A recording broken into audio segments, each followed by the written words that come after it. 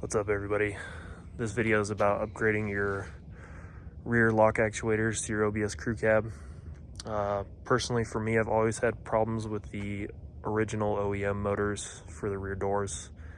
They'd always burn up, or they would need assistance unlocking the rear doors. I'd always have to reach in through the front doors and help assist the unlock the door. Currently right now, my rear doors are seized up, the motor's burnt up, so my front doors will unlock, but right now, if you see, you got to do that, and these doors are unlocked. So we're gonna fix these up. For me, unfortunately, I'm gonna have to crawl through the back. I already did that side earlier, but I have to crawl in the back and take the door panel off from the inside. Not too hard, but not too fun. So when Ford built these trucks, what they did is up until like the early 90s, they were running just these lock actuators through the front and rear doors. You can find these motors online, pretty universal for all Fords for 90s and older. Personally, for me, I think they suck. They draw too much power, they always burn up, and they're actually pretty weak. If you were to buy these motors for your truck, they're pretty expensive. What I've learned over time is you can buy these ones under like a Ford Mustang, and they're significantly cheaper. Same components and everything, however, still garbage. So this is what Ford introduced in the early 90s. Once they got rid of these ones for the front doors, they switched to these. These ones still aren't the best, but they're pretty universal. You can get them on Amazon or Rock Auto for pretty cheap. I think I bought this one for 12 bucks on Rock Auto.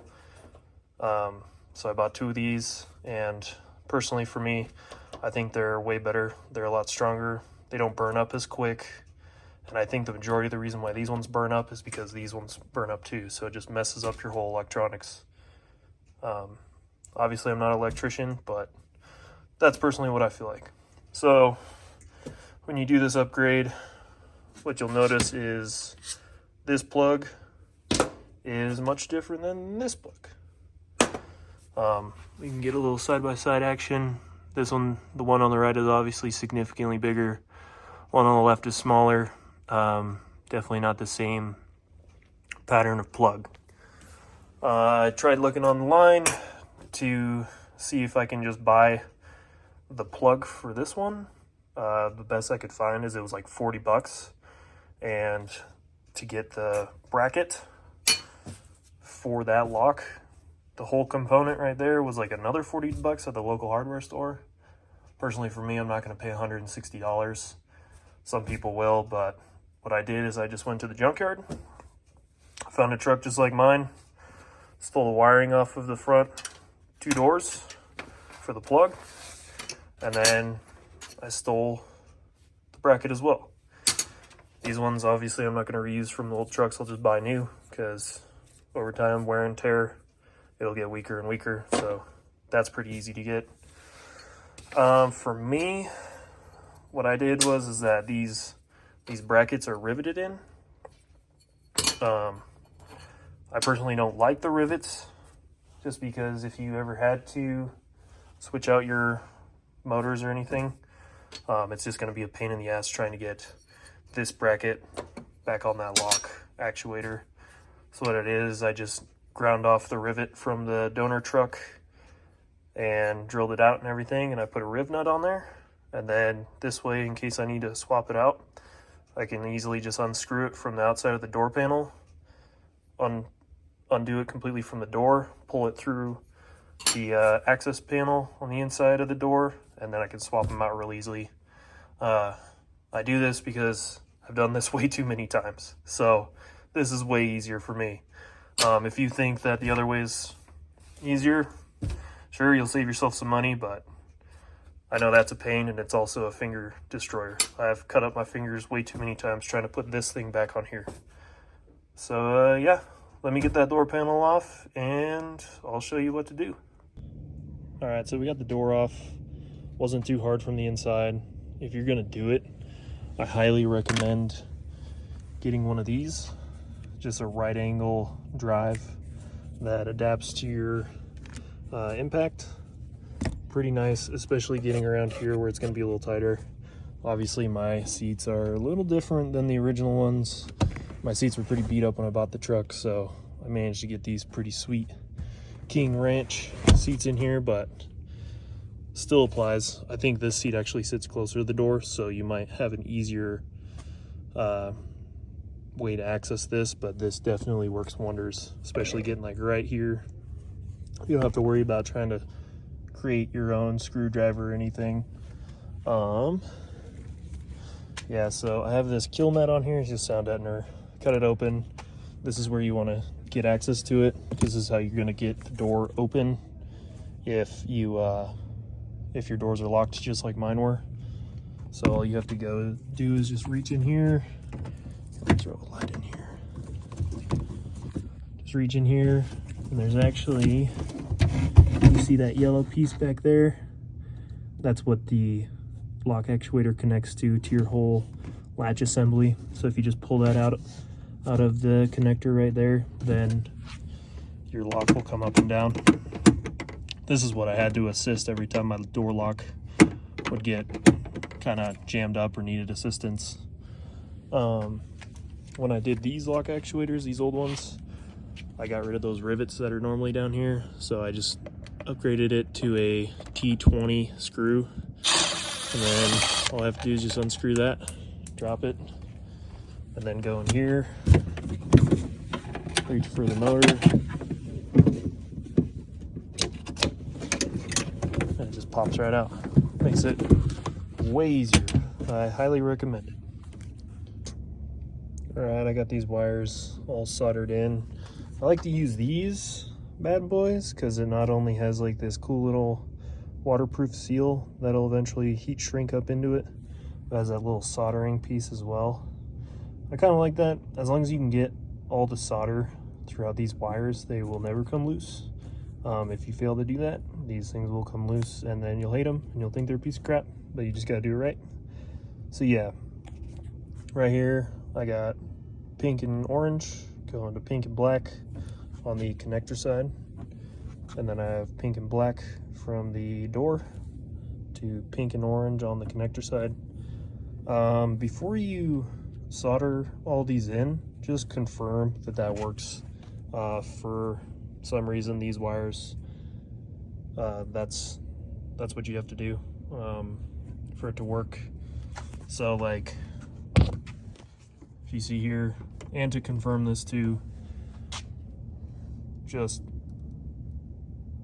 put these wires together before you solder them in, connect your motor, and then just watch the way the motor moves when it locks and unlocks, and to know you did it right. If I pull up here, go in here, so if I pull up, the connector right there will go down, so that means it's unlocked. If I push down on the rod, the connector will go up. So you just want to confirm that's correct. So connect your motor, remember which way the lever goes, click lock, it extends, which is right. Click unlock, it retracts, which is correct. Don't break the tab off like I did, because now I have to zip tie it. It's gonna look like trash. So what I'm going to end up doing is I'm going to steal this rod and bend it and then allow it to fit there. When I bought my kit, I was given all these different ones and none of them really matched up that well, so I figured I'm never going to use this again. This is a garbage product. I'll just steal the rod off of this and I'll just bend it here. So what I did was I put my bracket on the highest notch to give me the most real estate on this bar. I extended this. This is already at full extension. And then honestly, I just eyeballed it to see where it would pair up with this hole right here, because that's what's going to fit through. So if I can bend it there and go hard 90 over, it'll slide in and clip on, no problem. All right, I got it marked down. I cut it off from the original actuator.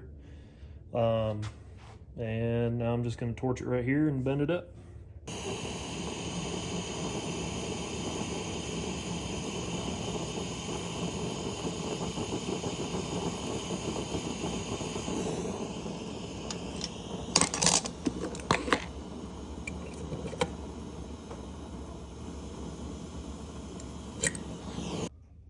Alright, it's all modified and everything. All I did was cut it and turn it there. So it should be ready to go back in the truck. If you find a truck that has the original rubber boot, the weather boot, definitely consider it. It's always good to have a little extra to protect this thing, because these boots like to slip off every now and then. And then you have water dripping down on there and no good. It also covers that plug as well. Next to these actuators, there's vents along the door. Sometimes moisture can get in there and short it and burn it up, and then you're switching them out. So if you find one of these, definitely try and put them on. It won't hurt anything. All right, the motor's in and everything. Got it all mounted up. Fits in real nice. Go to lock it. There you go, it unlocks. See, the pin goes down. Come to unlock it. Money. Way easier, way better. I definitely recommend it. It's gonna save you lots of time and money. All right, the door panels are back in. Seats are down, other door panels in. Locks are good. It's unlocked right now. Locks real nice. Unlocks great as well. This project's, I would 100% recommend it. Especially if you're gonna be like redoing door panels and stuff. I know a lot of people are doing this seat swap and everything, so they'll upgrade their door panels or whatever. But regardless, if you're always having troubles with the old motors, just switch out to these ones, dude. Like, the motors are way cheaper, they're more reliable, they're easier to get to, and they're probably gonna fail less. I 100% feel like these things are not gonna fail at all, or at least for not a while. I felt like the old motors, I'd be replacing them every 6 months. So yeah, I'll keep you updated, but we're gonna be starting a new project. We bought another truck, so we'll be doing probably a new interior, gonna repaint it, probably put in new steps, do some engine modifications, and then also do a 05 and up axle swap. But yeah, if you like this stuff, just like and subscribe. Hope this helped. Have a good day.